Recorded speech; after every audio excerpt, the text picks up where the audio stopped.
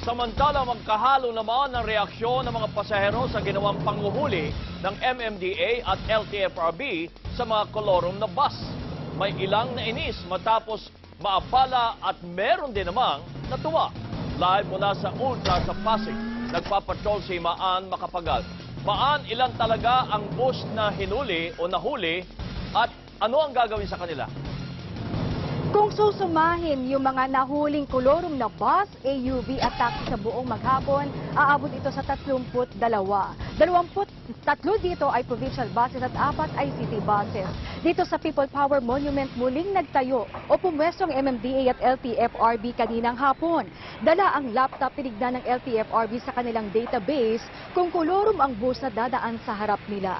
Di pa nagtatagal, ilang bus na ang pinara nila na karamihan ay out of line.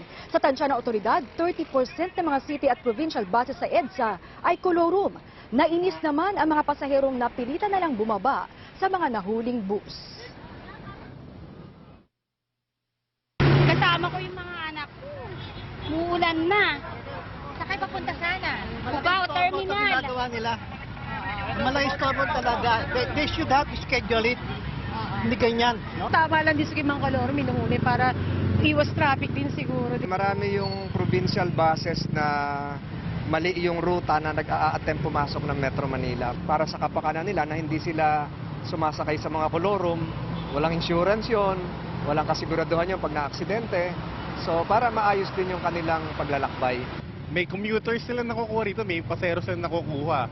So competition kasi yan among the bus companies na yan. Mahirap ka naman para sa mga pasahero, kabayan, para malaman kung kolorum nga naman yung bus na kanilang nasasakyan. Pero ayon sa LTFRB, may ilang mga indikasyon para makatulong sa mga pasahero. Tulad na lang dito, dapat yung sasakyan mo laging yellow plate at may body markings yung mga bus. Tulad dito sa puwitan niya o sa likuran, nakalagay yung operator, pati yung plaka at syempre yung ruta na kanyang dadaanan. Novaliches, Baclaran, via EDSA. Kailangan din sa gilid ng bus, nakalagay din ang ganito.